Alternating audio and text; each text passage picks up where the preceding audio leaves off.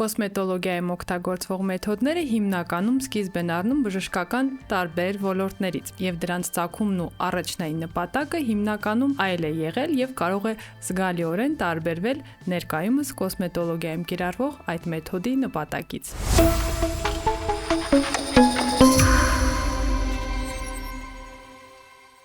Ողջույն, եթերում է Պիլաբի հերթական թողարկումն է, ես Լիանան եմ։ Այսօր խոսելու ենք այն մասին, թե ինչպես ստեղծվեց եւ մեր օրեր հասավ ասեղային մազահեռացումը։ Համաշխարհային կոսմետոլոգիան գիտի մազերի հեռացման այս մեթոդի մասին արդեն 150 տարի։ Այս մեթոդը իրականում էպիլյացիայի մեթոդներից ամենահինն է։ Ստեղծվել է 1875 թվականին ամերիկացի բժիշկ Չարլզ Միշելի կողմից։ Տրիխիազը, որն օֆթալմոլոգիական պաթոլոգիա է, բուժելու համար։ Տրիխիազը թարթիչների սխալ անատոմիական աճով պայմանավորված խնդիր է, երբ թարթիչներն աճում են դեպի ակնախնձոր, պարզ ասած թարթիչների ներաճ։ Միշելն օգտագործել է էլեկտրոլիզը, որի ժամանակ օգտագործվում է հաստատուն հոսանք ներաճած թարթիչները հեռացնելու համար։ 1875 թվականին տպագրվել է նրա հաշվետվությունն իր բացահայտման մասին, հիմնված 6-ամյա հետազոտությունների վրա։ Հետագայում մեթոդն անցավ արդեն ամբողջ մարմնին, քանի որ եթե կարելի է հեռացնել թարթիչը, ապա տարբերություն չկա։ Կարելի է հեռացնել ցանկացած մազ մարմնի ցանկացած հատվածից։ Հետագայում ասեղային էպիլյացիան աստիճանաբար բժշկական ոլորտից տեղափոխվեց կոսմետոլոգիա։ Հիմնական նպատակը մազերի ամբողջական եւ անվտանգ հեռացումն արդեն նվաճված էր, բայց process-ը շատ երկար էր եւ ցավոտ։ Դա լիովին բնական է, քանի որ երբ խոսքը որոշ քանակի մազերի հեռացման մասին է, փոքր տարածքից կարելի է դիմանալ, հատկապես եթե խնդիրը բժշկական է, բայց երբ խոսքը ամբողջ մարմնի մազերի հեռացմանն է վերաբերում, բնականաբար դա վերածվում է արդեն տանջանքի։ Ասեղային էպիլյացիայի կատարելագործումն ուղղված էր մի քանի խնդիրների վերացման։ Առաջին հերթին դա պրոցեդուրայի ժամանակի կրճատումն էր, որպեսզի մեկ մազարմատի վրա երկար ժամանակ չծախսվի։ Երկրորդը պրոցեդուրայի ընթացքում առաջացող ցավային զգացողությունները մեղմելն էր, քանի որ կարևոր է, որ կոսմետիկ պրոցեդուրան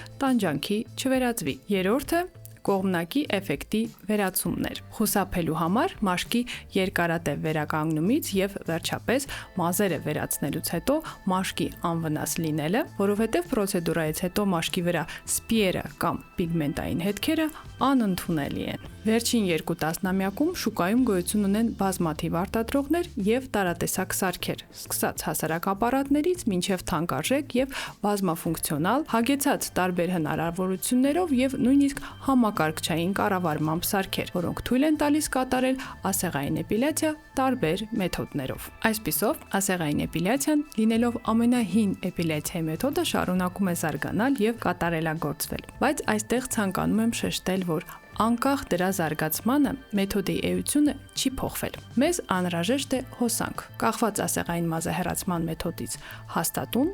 էլեկտրոլիզի դեպքում կամ փոփոխական թերմոլիզի դեպքում եւ որոշակի ժամանակ հոսանքի այդ ազդեցությունը ֆոլիկուլի վրա արդյունավետ դարձնելու համար, որպեսզի դրանցից հետագայում այլևս մազեր չաճեն։ Այսինքն, անկախ նրանից, թե ինչ սարք է օգտագործվում, ասեղային մազահեռացումը 100% արդյունավետ է եւ ընդմիշտ։ Սարքերը կարող են տարբերվել միայն նրանով, թե ինչ մեթոդներով են թույլ տալիս աշխատել։ Օրինակ, կան սարքեր, որոնք թույլ են տալիս աշխատել եւ թերմոլիզ մեթոդով, եւ բլենդ մեթոդով, որը թերմոլիզի եւ էլեկտրոլիզի համադրումն է։ Իսկ կան սարքեր, որոնք թույլ են տալիս աշխատել միայն թերմոլիզի տարատեսակ հանդիսացող ֆլեշ թերմոլիզ մեթոդով եւ դրա տարբեր վարիացիաներով։ Որոշ սարքեր թույլ են տալիս աշխատել ավելի անցավ, այսինքն պրոցեդուրայի ընթացքում հաճախորդի ցավային զգացողություններն ավելի մեղմ են։ Այդպիսի սարքերը գնային ավելի թանկ սեգմենտի սարքեր են, բայց դա արդյունավետության տեսանկյունից ոչ մի առավելություն չի տալիս այդ սարքերին, բայց տալիս է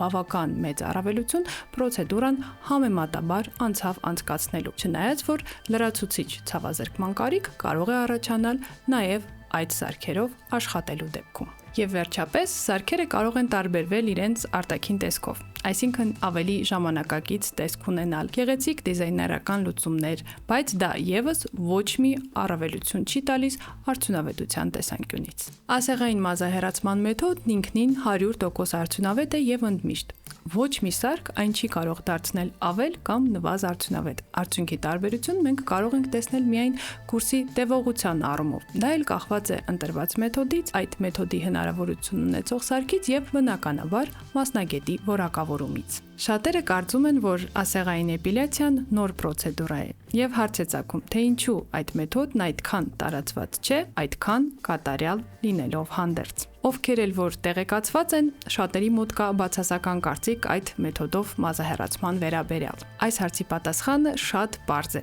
Ասեղային էպիլյացիան հանդիսանում է ավելի ջանք պահանջող պրոցեդուրա, քան օրինակ լուսային մեթոդներով մազահեռացումը։ Ասեղային էպիլյացիա անցկացնելու համար անհրաժեշտ են ժամեր, այն դեպքում, երբ լուսային մեթոդներով կարող է ընդամենը մի քանի րոպե տևել կոնկրետ հատվածի մշակումը։ Ինչպես նաև ասեղային էպիլյացիայի անցկացումը պահանջում է մասնագետի ավելի բարձր որակավորում, իսկ լուսային մեթոդներով աշխատելու համար այդպիսի բարձր որակավորում անհրաժեշտ չէ։ Իհարկե, մազահեռացման պրոցեդուրը անցկացնելու համար բարձր որակավորումը պարտադիր է, լինի դե ասեղային թե լուսային մազահեռացում։ Պարզապես ասեղային մազահեռացման մասնագետին ներկայացվող պահանջներն ավելի խիստ են։ Այս աշխատանքը նման է օրինակ նեյրովիրաբույժի աշխատանքին, որը պահանջում է ուշադրության բարձր կոնցենտրացիա, փոքր շարժումների հստակ կոորդինացիա, կոկիկություն եւ բծախնդրություն աշխատանքը կատարելիս։ Ասեղային էպիլյացիայի շուրջ հյուսվել են բազմաթիվ միֆեր, ներառյալ այն, որ պրոցեդուրան ցավոտ է, դրանից հետո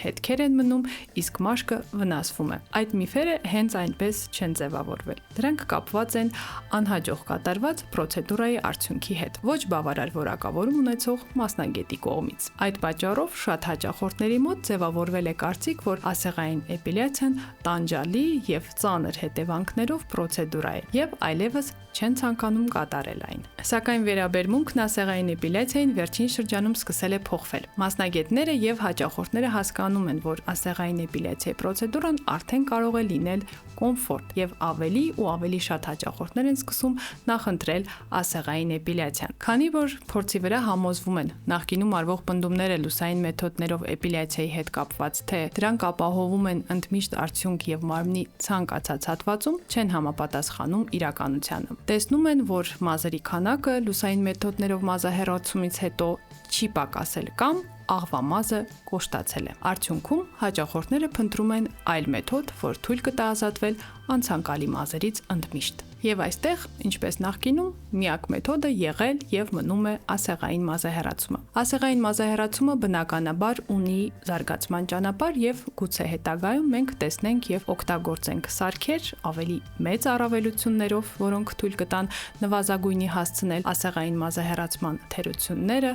ցավը, պրոցեդուրայի տևողությունը, եթե համեմատում ենք լուսային մեթոդներով մազահեռացման պրոցեդուրայի հետ։ Բայց դրան անպայման պիտի նախորդի որևէ գիտական հետազոտություն եւ բացահայտում, օրինակ ինչպես Չարլզ Միշելն իր 6-ամյա հետազոտական աշխատանքների արդյունքում հրապարակեց իր բացահայտումը։ Դրա հիման վրա արդեն կստեղծվեն նոր սարքեր, որոնք թույլ կտան մասնագետներին կուրսն ավարտին հասցնել ավելի արագ, իսկ հաճախորդի համար պրոցեդուրան դարձնել ավելի կոմֆորտ։ Եվ հնարավոր է, որ այդ դեպքում լուսային մազահեռացման մեթոդները վերանան, եթե այդ ընթացքում լուրջ գիտական առաջընթաց չլինի նաև լուսային մազահեռացման մեթոդների ոլորտում, որովհետև այն բավական մեծ տեմպերով է զարգանում։ Այսինքն ցանկացած նորարարական պրոցեդուրայի սարքի հիմքում միշտ ընկած է գիտական լուրջ աշխատանք հիմնավորված լուրջ արդյունքներով, որը գիտական ձեռքբերում է, հրապարակային է, բնականաբար ունենում է լուրջ արձագանք։ Սա շատ կարևոր է հասկանալ ժամանակակից մարքեթինգային ուժեղ խնարկներով զարգացող շուկաներում,